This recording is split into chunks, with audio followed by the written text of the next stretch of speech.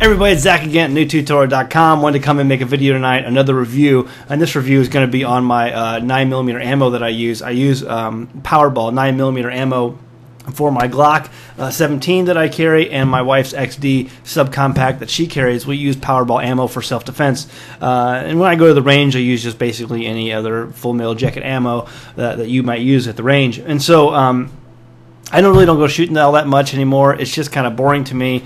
I've shot everything that there is under the sun. I've been on the board of directors for a whole bunch of Second Amendment organizations in the last number of years, and so I've basically shot everything. I've owned a lot of different guns, and shooting guns is expensive.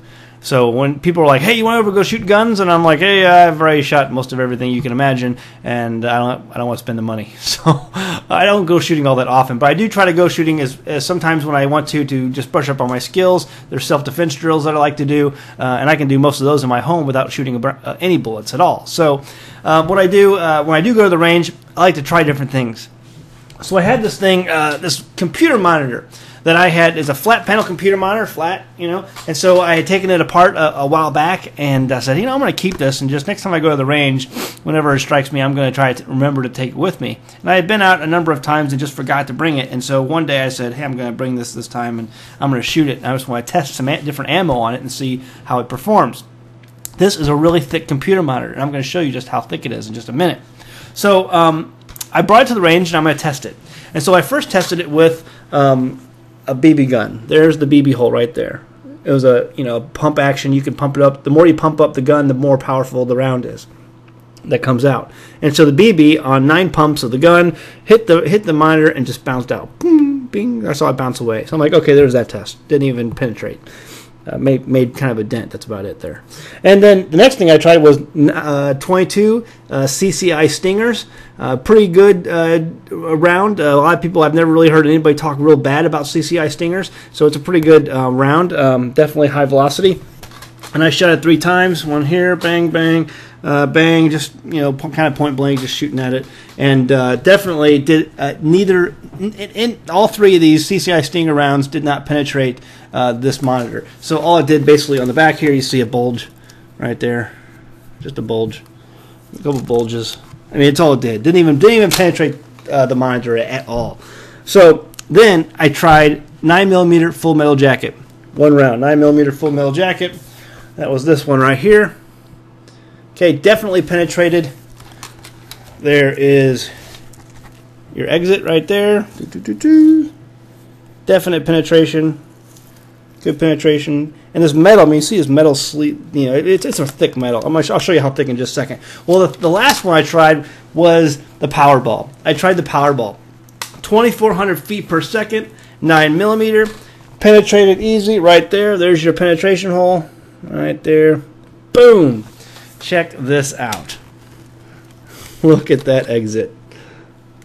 Look at that exit hole from that 9mm Pow'RBall.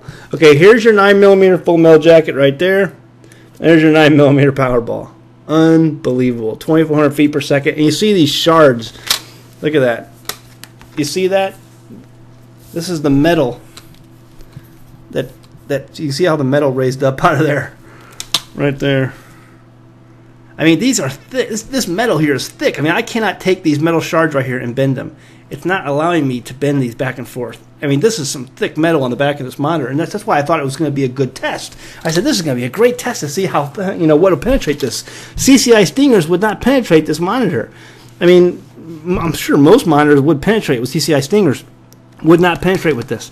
And then the 9mm, I mean, penetrated definitely, but the full metal jacket was shredded, when it came through. I mean, it was definitely in pieces. I found that. And then the Pow'RBall just obliterated the back of this monitor.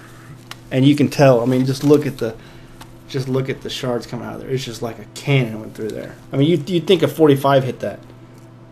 I'd like to see what a 45 would do with that compared to the 9mm Pow'RBall. Anyway, just an awesome test. I was really cool about it. I was like, oh man, I gotta share this on the video because I don't normally talk a lot about guns and stuff like that on New Tutorial.